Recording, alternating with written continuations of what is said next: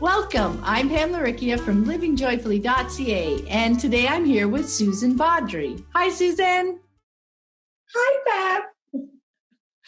Thank you so much for saying yes. I know we've been connected online for a few years, but I am really excited to hear more about your unschooling journey.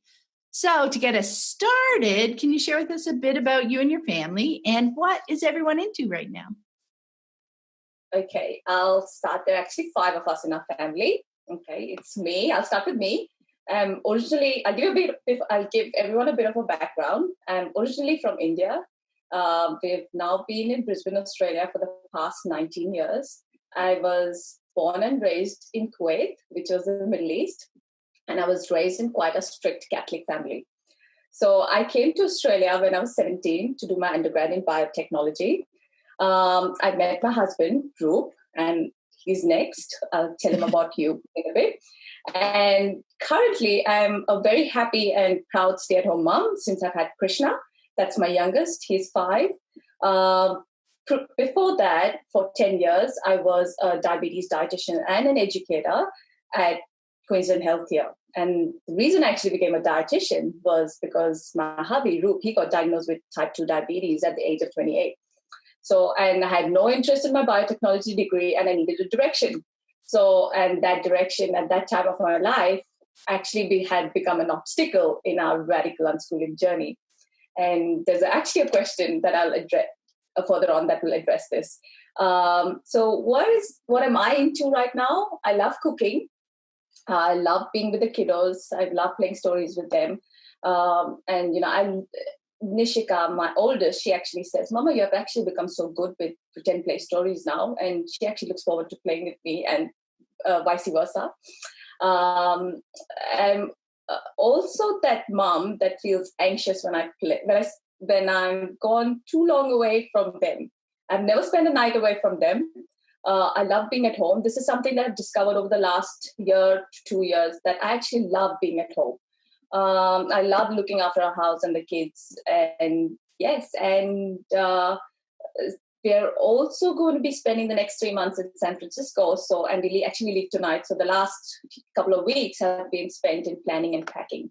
And the other thing is I love Sudoku. I'm a Sudoku nut. Like I love playing the expert level and trying to solve the puzzle without any clues. So that's me. So I love numbers. And so there's my hubby Roop. He's originally from India too. And he comes from a family of doctors. And we met 19 years ago when he came to Australia as well for the first time. He is a tech entrepreneur and he's currently doing his 3rd startup. The good thing with his is while he was schooled, the home environment of him growing up was very unschooled. He is an only child. His mom, while she was still with us, and dad, that's Papa, have always trusted in his decisions. And even today, like, if you need, there's no questions with Papa, like he just trusts us. And that's been amazing. He left his electronic engineering degree the 4th year. So my hubby doesn't have a first degree, and he ventured into his first startup. All he didn't do was give his final exams. He did his project work and he did everything. He just didn't give his final exams. And reflecting back, I felt he instinctively knew that the degree no longer served him.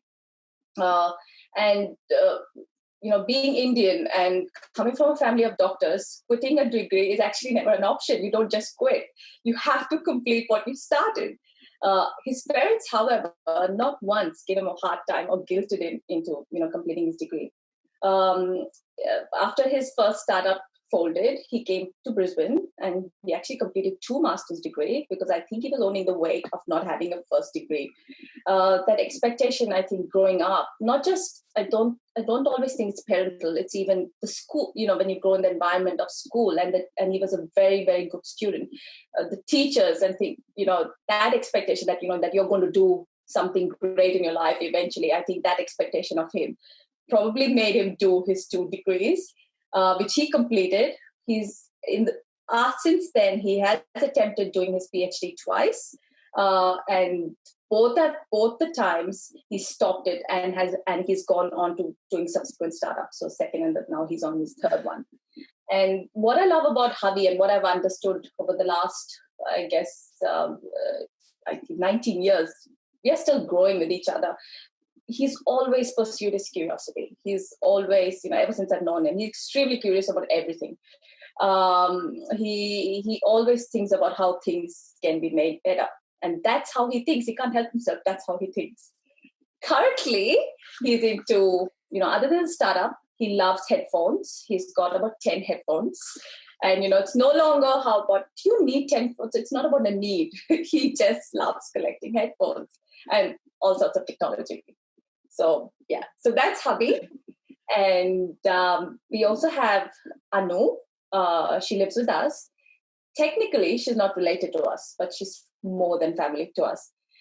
She was actually, a little bit about Anu, she was Roop's neighbor back in India. Growing up, she was a daughter that his parents never had. And she actually grew up calling Roop's mom, Ma. So it's that kind of relation that we have with her. So for this, so every time I refer to her as our sister, that's Anu. She has had and continues to have a huge role in our kids' life, and and especially for making this unschooling journey happen. I don't think we would be where we are today if it were not for her.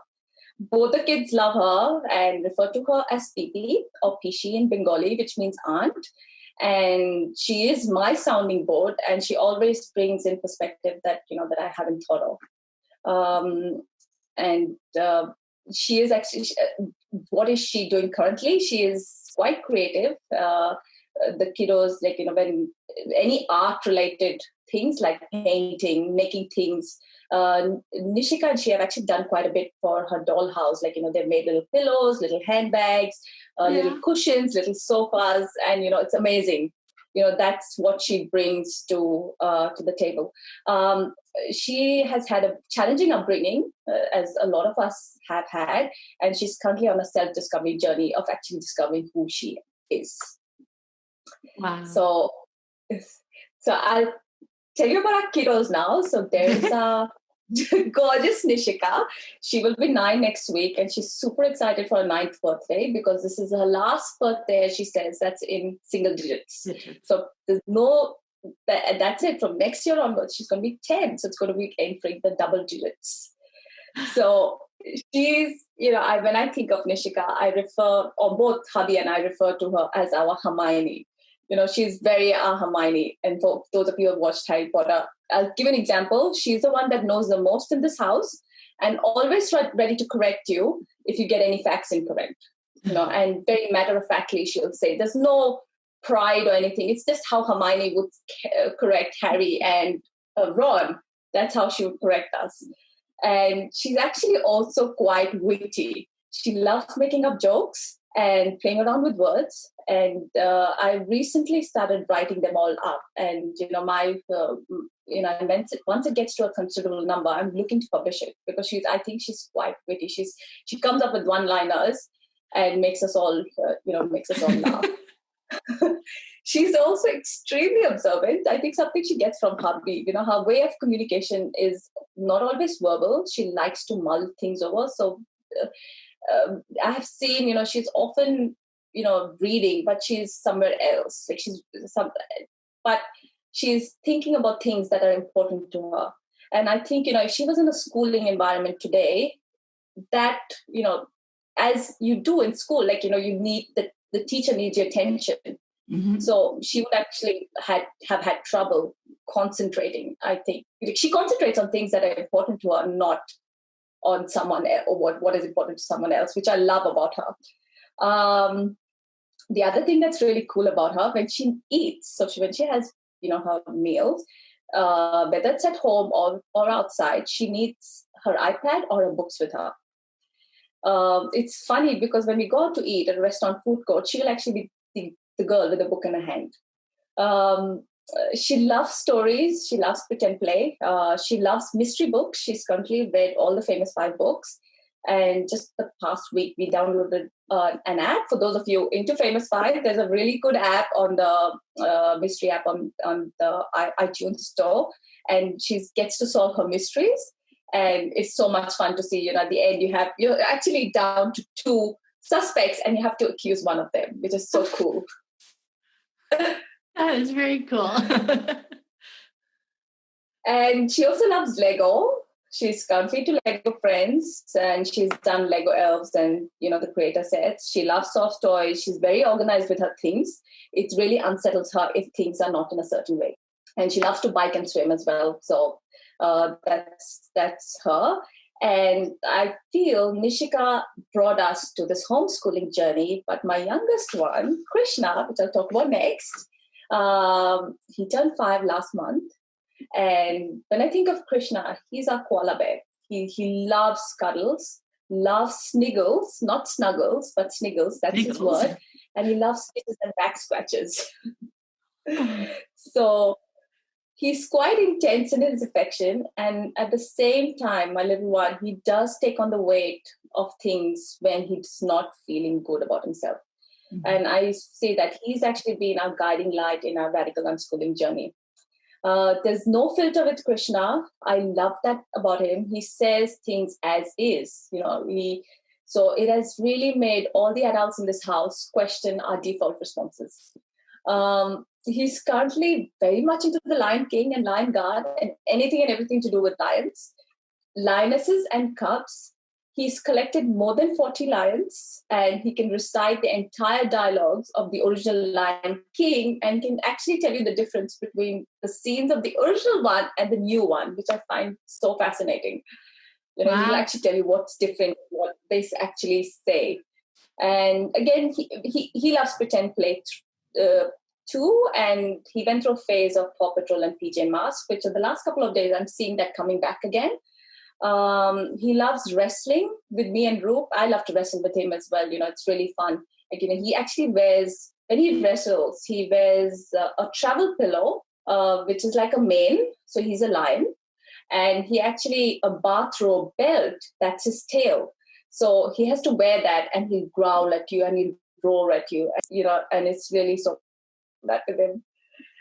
The other thing is he used to enact in Mufasa's death scene. I think that was when he first saw Mufasa die, that affected him a little bit.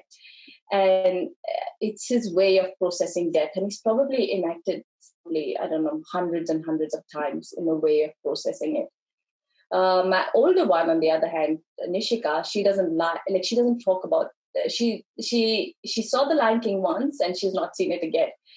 She deals with it by pivoting her thoughts elsewhere because instinctively she knows that doesn't feel good to her. And he loves to draw lines. He's never been taught how to hold a pen or a pencil, but I think he does an amazing job of drawing. And he loves to cook at times too. So that's us. That's our family. Oh my goodness, that's lovely. Thank you so much, Susan. And when we were talking, you emailed me too about titling the episode "Pursuing Our Curiosity," and yes, that whole description of it just shines right through all that, right from you and your husband and the kids and your sister. Yes, she's our sister. No, it's but she's not related to us. People, because I refer to her as my sister, then Ruth might refer to her as my sister, and then people are wondering, what exactly is that sounds lovely. But she's lived with us for on and off for a good 5-6 years now. And it's been amazing having her over. The kids, the relation she has with the kids has just been incredible. And then, what she's taught me without actually trying to teach me, what I have learned from her. She's just incredible. Yeah, that's lovely. And and the way you describe your kids and the things that they're into, and, so many aspects of their personality that even at their younger ages, you can see how that weaves, how they approach their interests, right? Your daughter's watched The Lion King once, and you how she's processing and moving through that, and then with your son, a completely different way, and that's all okay, and that's who they are. And I love the way he, wears the travel pillow and the belt for his lion battle. So that Creative, isn't it? So creative, and that's his main. And he's got and Krishna. We never cut Krishna's hair because he doesn't want it. And we've told him that it's when you want to get it's only then you want to get a haircut that that will get a haircut. So his hair is actually his mane, and he's got an extension. The travel pillow is just an extension of the mane. Like the lions have that. So it's just awesome how he's pictured it in his mind, and actually he pictures him that way, that he's the lion with the travel pillow and the tail. It's really cool. Yeah. So I'm curious to know how you discovered unschooling and what your family's move to unschooling looked like. It's very interesting, Pam. Both our kids have never been to any sort of formal care or school, but unschooling took a while to get into our heads. I think attachment parent came very naturally. We always, were very loving and very present, but unschooling definitely took a while to get. And I think it's interesting because Roop, being an entrepreneur, it should have been second nature to us, but because schools don't teach you to be entrepreneurs. Schools are good for if you want to go to regular job, because they teach you how to follow instructions.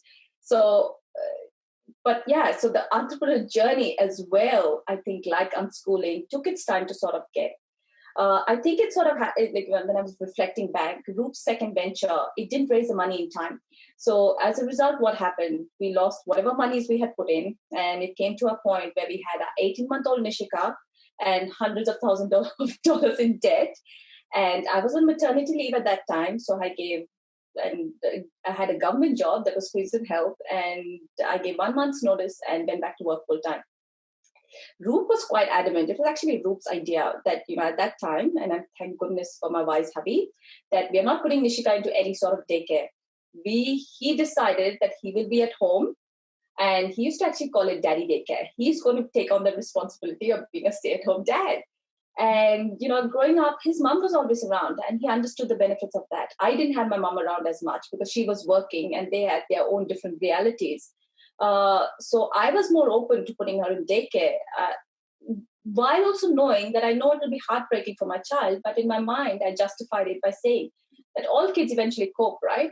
Like, they all cope. Yes, there will be tears, there will be, but here we are in not just thousands, but hundreds of thousands of dollars in debt. And it's like, this is what we need to do. And he's like, no, we're not, that's not an option. So they both, and I'm glad I listened to him, because they both had the best time at home. And it was healing for hubby too, coming out of his second venture, because it didn't, in the conventional sense, succeed, because we didn't, raise the money. So, and he had to wind down his venture. The other thing that I think was Nishika is a sensitive child, and not just sensitive as herself, she also has lots of allergies, and her eczema would flare up. It still does, but it's no longer as bad. That when she was 18 months, it was, she used to be extremely itchy. I think stress would get to her. Now, when I reflect back, that was probably a lot of stress as well. Someone had to really hold her when it used to get that bad, because she would just want to take her skin out. It was, especially on her hands and behind knees. It was just, heartbreaking to watch my little girl, really scratching. Sending her to daycare at that time, I think, would have exacerbated this. I think somewhere we also knew that she being sensitive, it would have fundamentally, broken her from inside, because she was extremely attached to us. So we didn't end up sending her to daycare. We sort of worked it out because I went back to work full time, and I was fortunately just 10 minutes walk from work. So we worked it out. A year later, Anu, our sister, came to live with us. So she came from India to live and study and live with us. So it became a bit easier. And then Roop got a scholarship. This is when he was pursuing, and this is the second time that he was pursuing his PhD. And I dropped back my hours. So between the three of us, we looked after her. I fell pregnant with Krishna when Nishika was about 3.5. And then I went on maternity leave. I think knowing deep down, I'm not going to go back to work. I didn't think we were going to homeschool even then. I just thought that, I'm not going to go back to work. So Nishika was about 4 when I had Krishna. My friends at the time in Australia over here, you start sending your children to kindy. And I started to take that pressure too, that, and again, my wise hubby said, he was happy where we were at, and he said, let's just take it 1 year at a time. Not once did either of us say homeschool. We didn't say that because that I think that word was even alien to us at that time. We didn't even realize what we were doing. So I think just before Nishika was 5, she was at home, and then before she was 5, I enrolled her into an art class, and she loved art, and I didn't think at that point of time doing art at home was enough. So over there, when she was doing art, you had to write your name on the paper, and I realized that she couldn't write her name there. And rather than not worry about it, and I came home and decided now is the time I need to teach her, because my 4.5-year-old doesn't know how to write the name. And my little girl, at that time, and she being sensitive, she's not always saying what's in her mind, learned how to write. I used to tell her that we need to learn, otherwise how are we ever going to learn?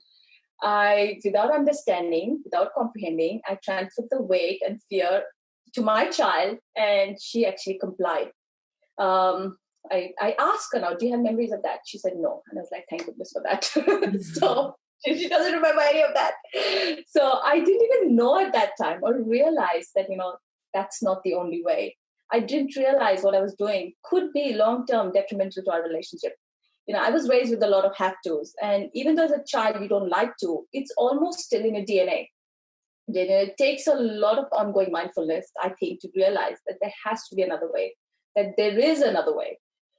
This went on for a few months. She used to resist and then eventually comply.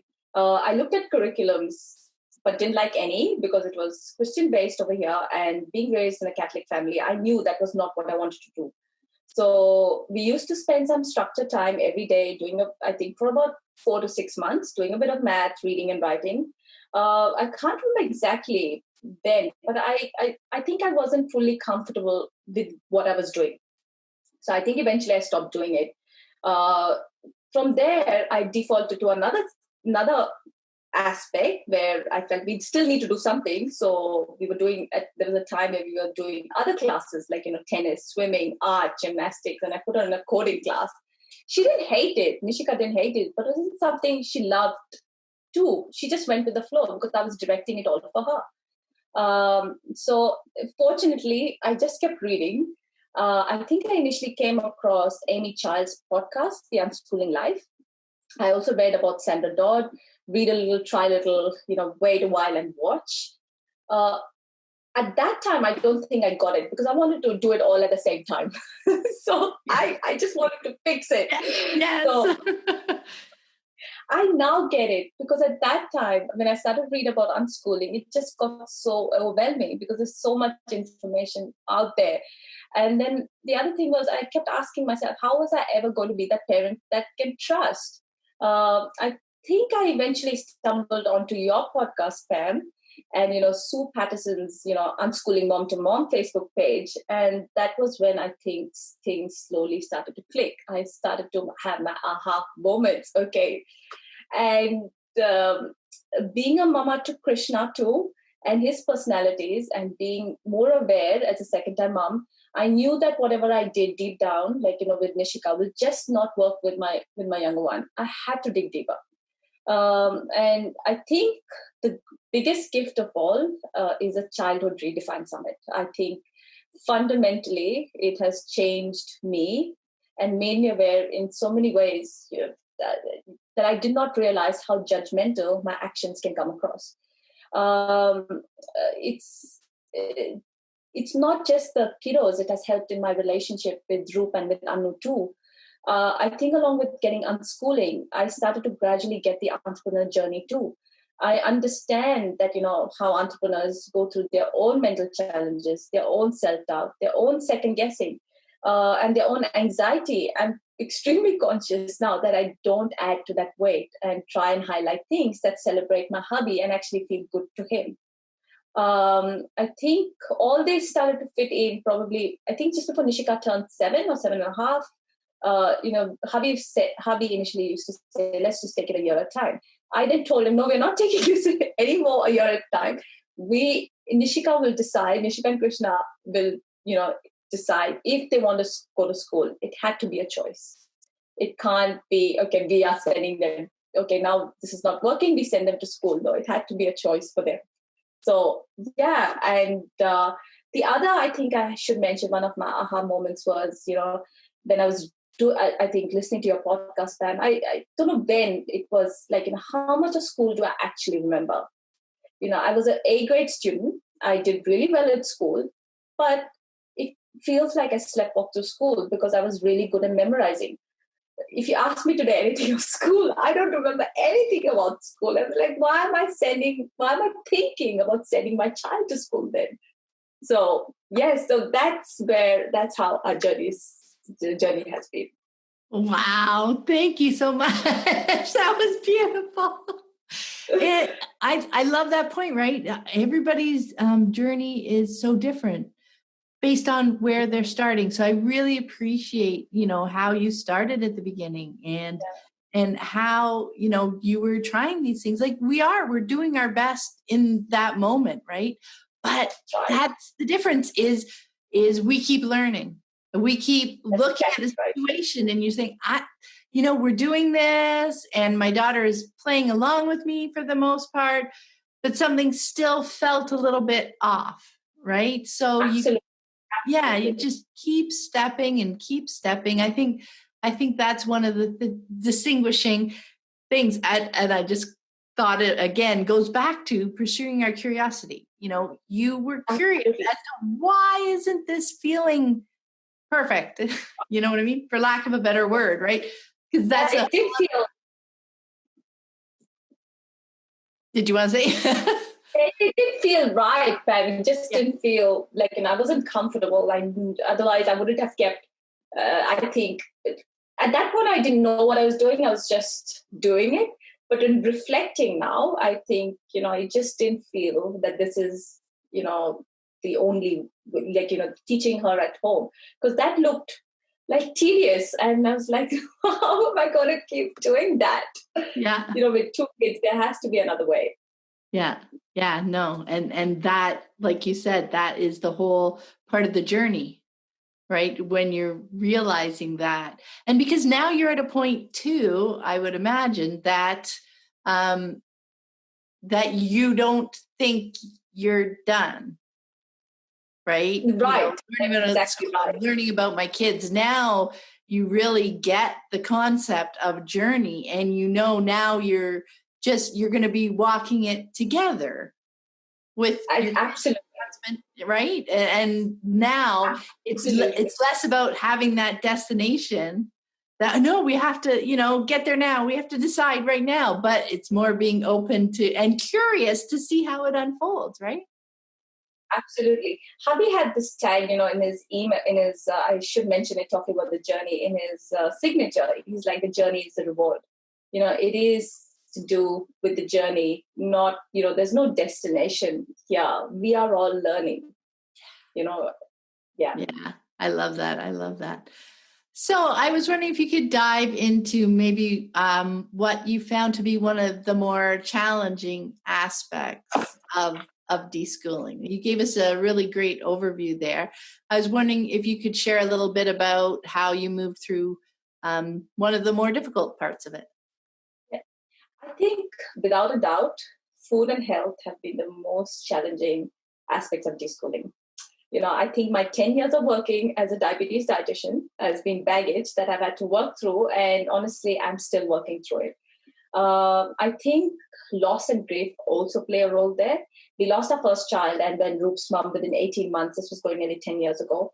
And that's where the control factor and the even more extra baggage come in.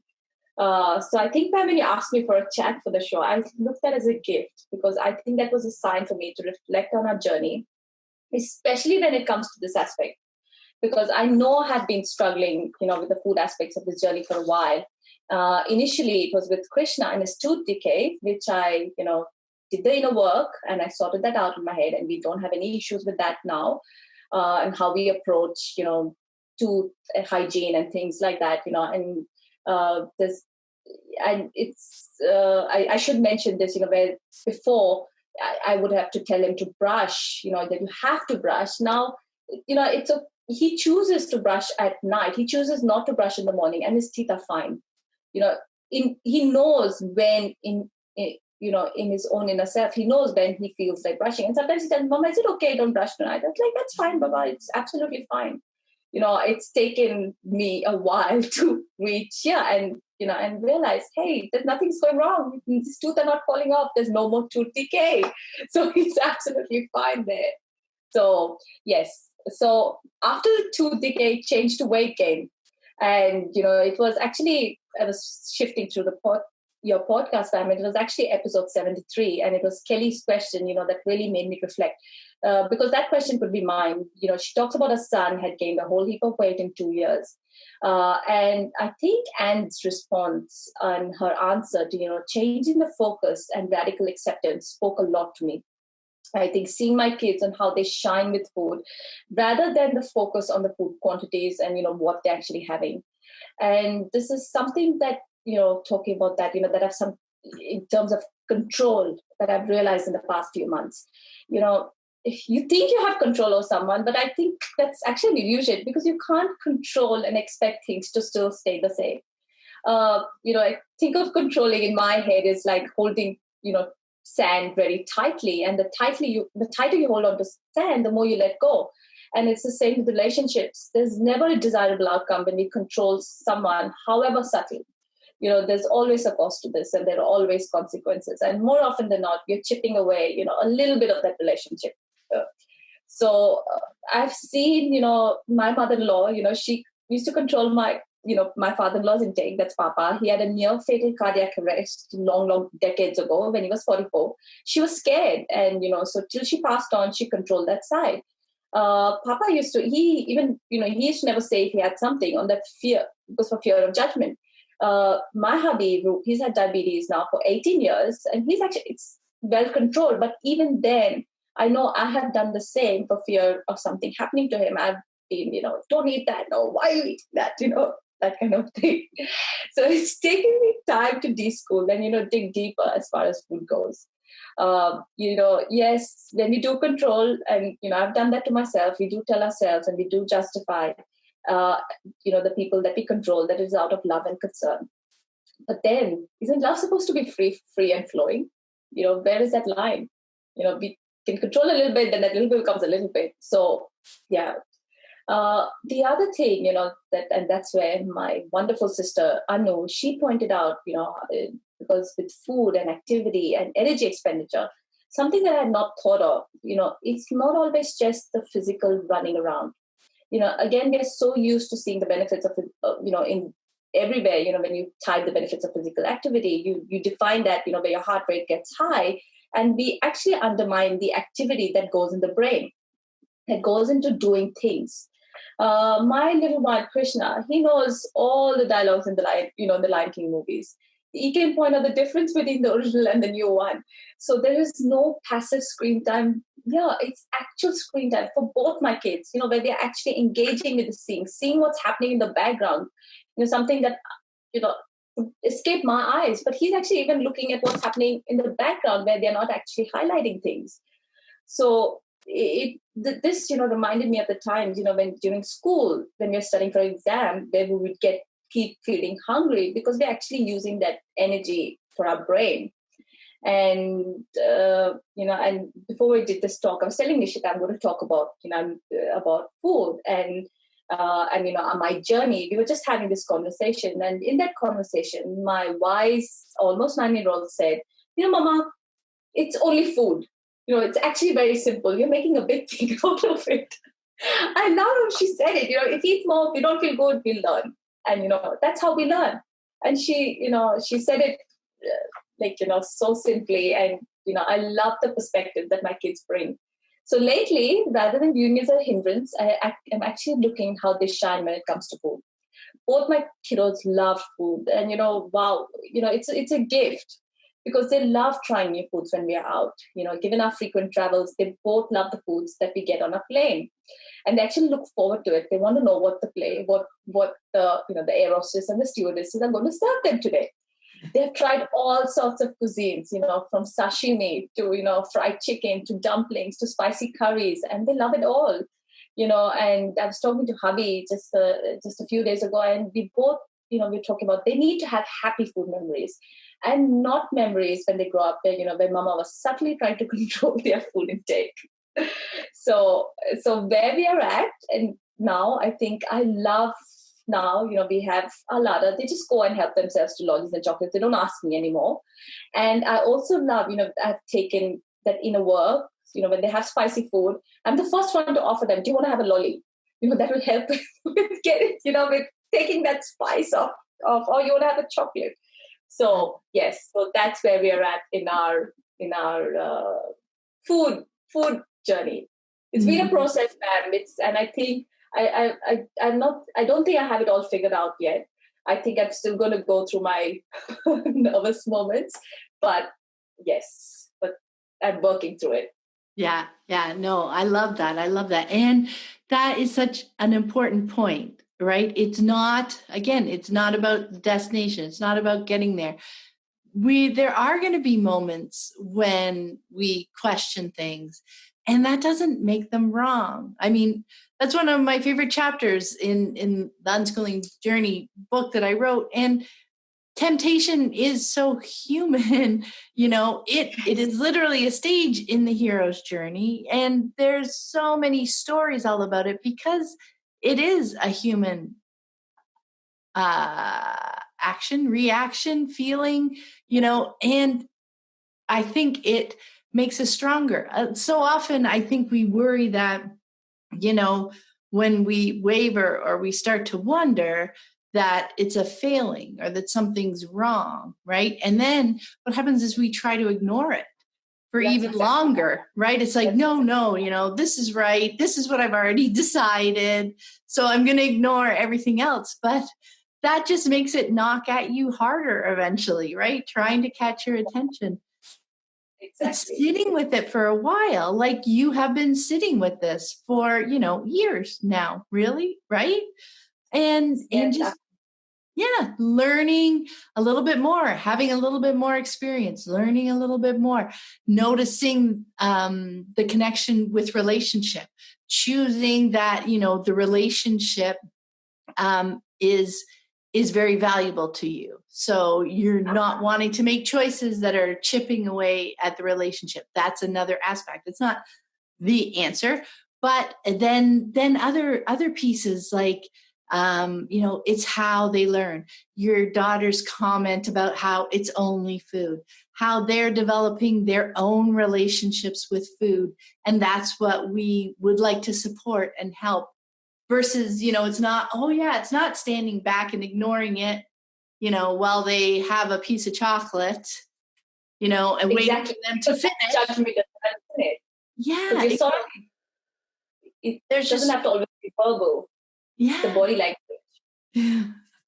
Right. So there's just back to that journey, right? And being curious and sitting with things and not being so hard on ourselves when we wobble, because I absolutely can. Yeah, that's so normal. And all it is a little knock. It's like, hey, pay attention to me over here for a little bit. It's time for us to think about this a little bit more. And then you've got, like, since the last time, that's when you're gathering all those experiences. It's like, oh yeah, we did this. Like you gathered, for our conversation. Those little wobbers are invitations to do that rather than, oh my gosh, you're wrong, or what we're doing is wrong, or all that kind of stuff. I love what I love. And, because Krishna he says things as is. So I have been very honest with him. I was like, when it comes to food, Mama's going to sometimes struggle. So and then when you feel it's struggling, just let Mama know, and I will know that okay, it's time for me to back off, and I'll give you a cuddle, and be. So he tell me, he goes, Mama, and then I understand. Okay, that's my time to, and that's the relationship I have with them. Like, I'm not afraid to admit where my learning is. I won't say shortcomings. I think where I need to keep working on. Yeah, and imagine that they learn so much more through that conversation rather than a control relationship where then what they need to do is sneak things or, do things out of your sight, not mention things. That's what we were talking about, how it affects the relationship. But when you're thinking about, I want my child to learn about food, which way is actually going to help them learn more, right? It's being able to have conversations. It's being able to experiment and try things. And if you close off that whole conversation piece, when you're trying to control instead, thinking, well, they'll learn because I'm telling them what to do, it doesn't actually work that way, does it? Absolutely, Pam. But you said it so beautifully. It's the actually doing, right? When you learn the best when you're actually doing it. So when you're experimenting, and as parents, sometimes we are scared of, our child not succeeding. But, but that's learning, right? How will they otherwise learn? And that's the same with food. If they don't try and experiment, how will they learn? Yeah. Yeah. Now, you mentioned the Lion King movies, and when we first connected, you mentioned how technology has been an awesome tool for your family. So I was wondering if you could share a little bit more about that. Yeah, I love the technology topic because there's so much in our house that is all tech related. So both of us have iPads, and that is their main source of fun. I love how they use that. I love how all of the things that they're actually discovering. When we started off on this journey, this is probably 3-4 years ago, we did have screen time restrictions. Again, we trusted and gradually let go. My hubby Roop, he actually took longer to get this. He was concerned about all the research on blue light and how that can affect their eyes. He went through a phase of even when Apple came up with screen time usage, you can monitor. So he went through that a little bit, and it was funny because he's on some sort of screen for some good 16 hours of the day because of his work. And I think when he saw the learning and joy that ensued with our kiddos, he too has learned to trust. So food was the big aspect for me to deschool, technology for him. It's just interesting. So there's so many awesome things that our kids do that, that they watch and play on the iPad. We have Netflix, we have Disney, we have lots of wonderful games that they actually play. Both love, we don't have animals, pets in our house right now because of our frequent travels. So they do gravitate more towards animal shows and games, and they're leaning more towards that. Nishika actually has a game on her iPad where she actually manages a zoo. She has gradually got, she started off with 1 or 2 animals, and she's got I think 50 animals now, and her visitors in a zoo keep increasing. She can breed animals, and even with the breeding, there's so much learning in there because each animal has a specific % chance of the breeding working.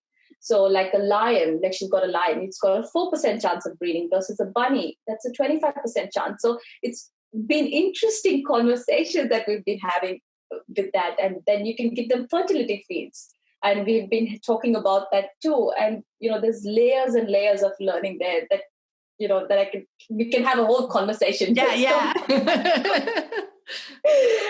And the breeding doesn't always work, and then again that's like real life too, right? It doesn't always work. So it's fascinating to watch it on when she's doing it and relate it to real life, how that works.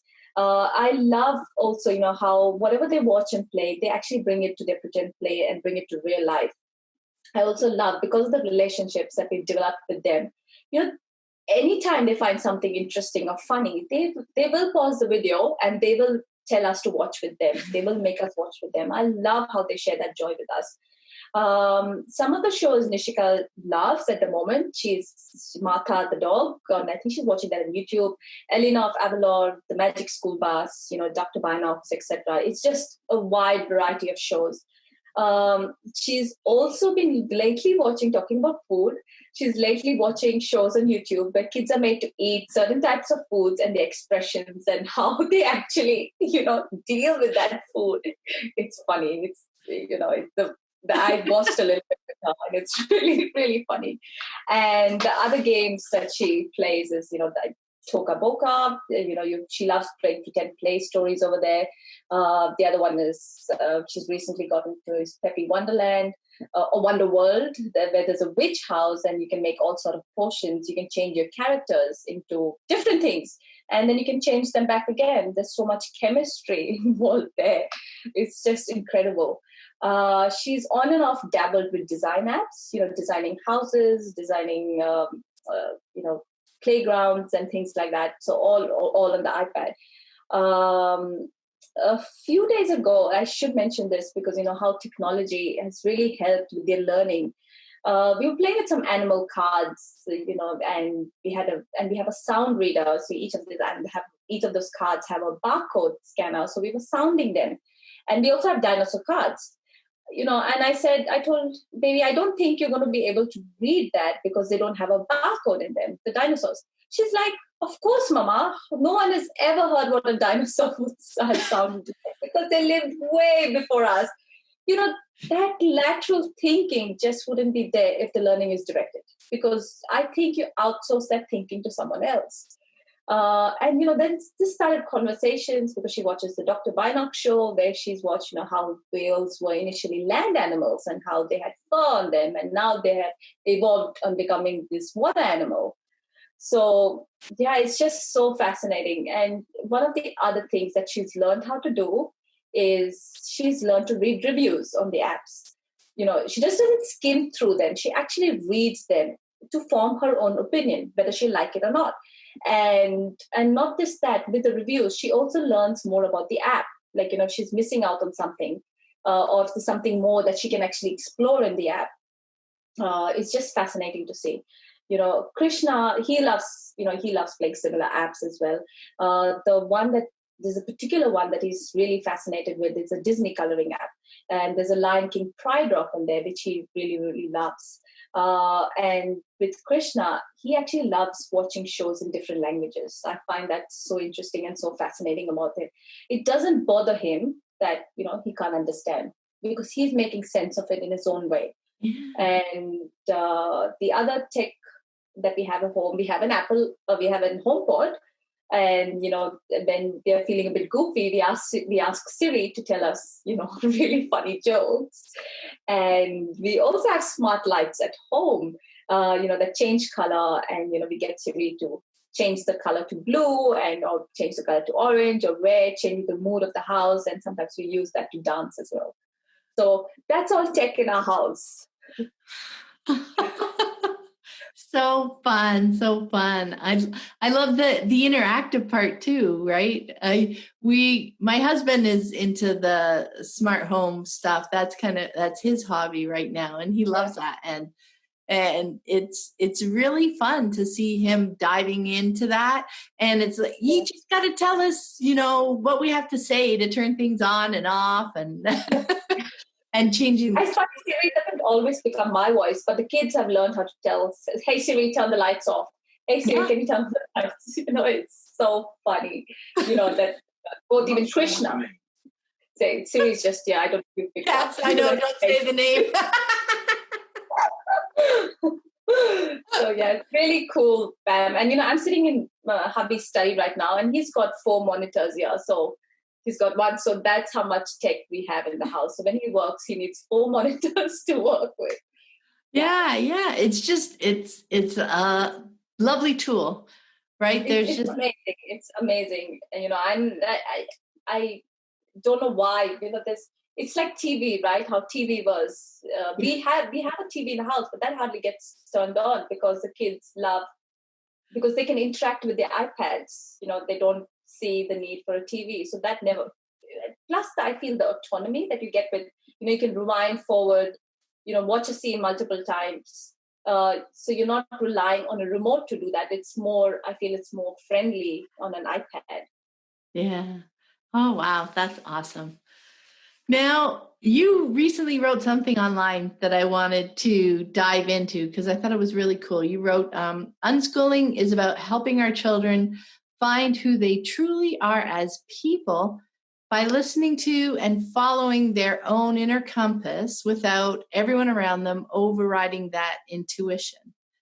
we've kind of alluded to that along the way during our conversation, but that change in focus from like our expectations or even how we see things unfold to instead focusing on their inner compass and helping them follow that.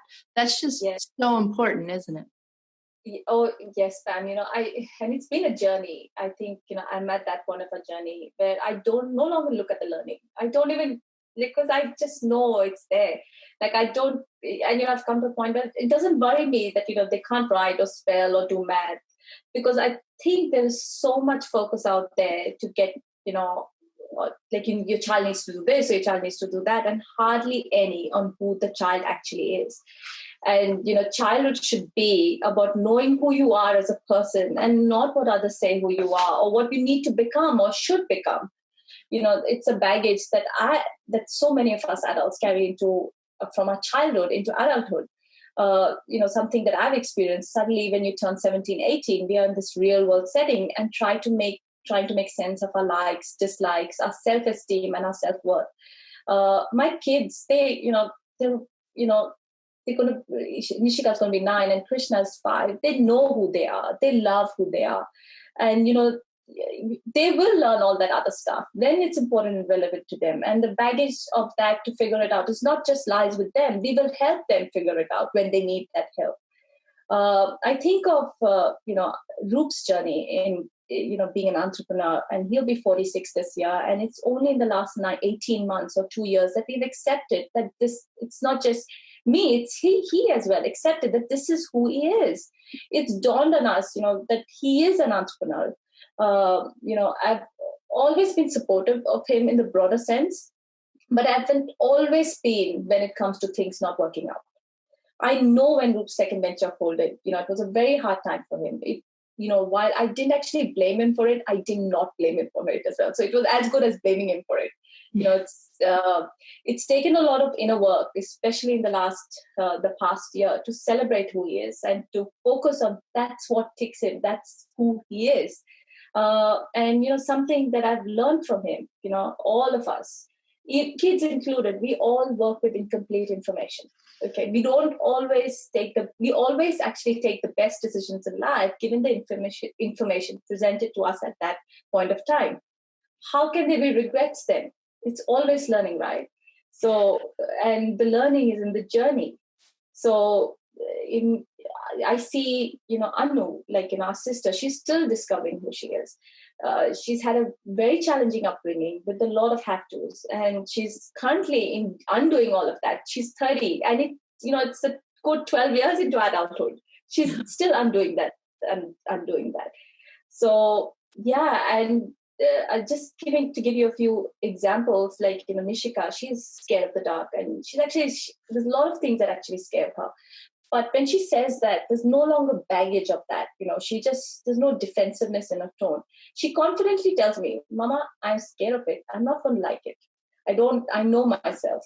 Both our kids have actually have never been to a movie theater. They don't want to go and watch a movie in a movie theater. And there is actually no fear of missing out for them. I used to have that, the FOMO, fear of missing out. What if we didn't do that? We're going to miss out. But no, they didn't. They don't. And, I love that about them. They've brought new perspective. Krishna too, he knows himself. He's going through a phase where he wants to be at home almost all the time. And he just knows. He just says, Mama, I don't like going out. I just know that. I just don't like going out. And so we work around that. And I love that my kids know that about them. And that can only happen if we honor and, if we are willing to listen to who they are. So, yeah.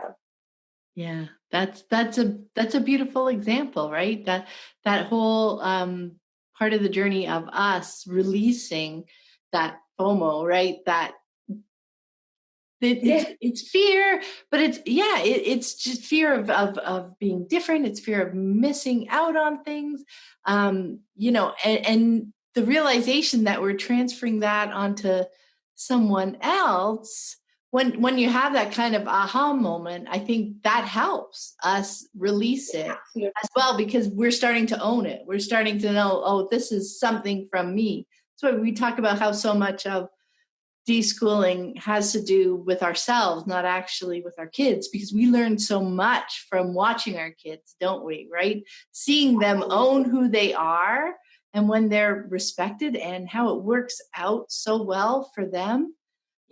That is just eye-opening, isn't it?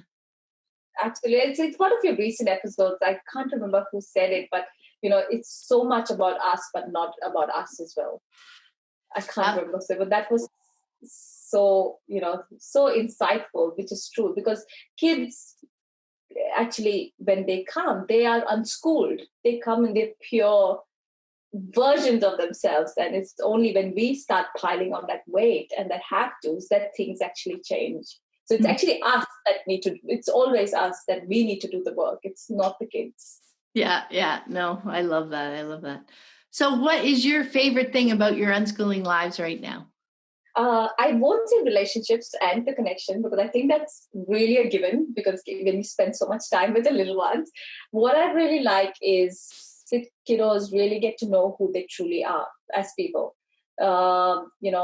Like I think I mentioned earlier on, Nishika, I love that she can go into her own world, when we are out as well. She's just far away in some world, and she can actually be in that world. And if she was schooled, she would be constantly, that would be disruptive. Yeah. So I love that about her. The other thing I love is the gift of time.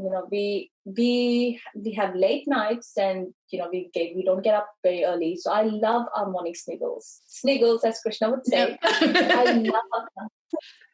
I love our cuddles at night. I love that I get to see the joy and the smile on the face when they discover something new or funny or interesting. And something that I didn't mention, when Krishna actually wants your attention, and he wants you to see something, he will hold your face, and so that your eyes can't get distracted. So you just say, you can't move, you can't focus, so you just hold your face. And it's so cute and funny when he does that. And the other thing I think I want to mention is, conventional thinking, tells you need to get up bright and early, and because that's the only time when you have energy. I have found that both my kiddos take a long time for their energies to pick up, even when they get up later on during the day. They're the most energetic before bed. They love to run around actually before bed. So that's at like 11:30 at night or 10 o'clock at night. That's when they have the most energy. This does not mean it takes them time to wind down. So when they're ready for bed, they're ready for bed. They just sleep. They don't struggle to sleep. They sleep quite peacefully. And something, again, conventional advice was to read a book before bed, dim lights, and slowly wind down to sleep. And I don't think that works for everyone. So I think for my kiddos, and I'm sure there are lots of people out there, that, expending some energy before bed actually helps with winding down as well. The other thing, what I love is, that, I normally wake up before these two, and I love, when they wake up, I'm happy that they're up, and, they, how they shine. Krishna has a big smile on his face, and he comes and he runs and gives me a cuddle. With Nishika, I go, normally she calls out to me when she's up. So I go to the bed, give her a hug, cuddle her. So we spend about, depending on how she's feeling, 10, 15, 20 minutes of just cuddling and maybe chatting. And I think this reminded me of you and Lissy, Pam, when you mentioned in one of your episodes where, you guys used to spend a lot of time, when she would get up with coffee or having something to drink, right? Yeah. That remember, just when you were telling that story, it's like, oh yeah, I remember that time with Lissy. Yeah, she would, let me know that she was awake, and I would bring back a coffee, and then we would just sit in her bed from like 20 minutes to an hour some mornings, listening to music, chatting, just, sitting quietly together. It was really beautiful. And even like that was a part of the journey, and the focusing on that inner compass, right? And how important and valuable that time is, because sometimes I was sitting there, 20 minutes in, it's like, oh, I feel like I should, that's always a good clue. I should be getting up and doing this, or I should be doing that. But to realize, no, this is valuable, and it's worth that time, well, that would let Absolutely. me just breathe through those couple of minutes, like, because it's not bad, it's not wrong. It's, a moment to think. It's like to Exactly. remember and recommit to why this is important. And, I treasure those memories. Like it was months and months that we did that. Right. And you don't get that, because if they was going to school now, we would be rushing. It's always rush, rush, rush, rush, rush, and we just don't get that time, to spend with them. Um, and I love how Nishika. She's not always very vocally expressive, but ever since we've become, I think the last year or 2 years, we've become really, very close. So she'll randomly tell me, "Mama, I love you.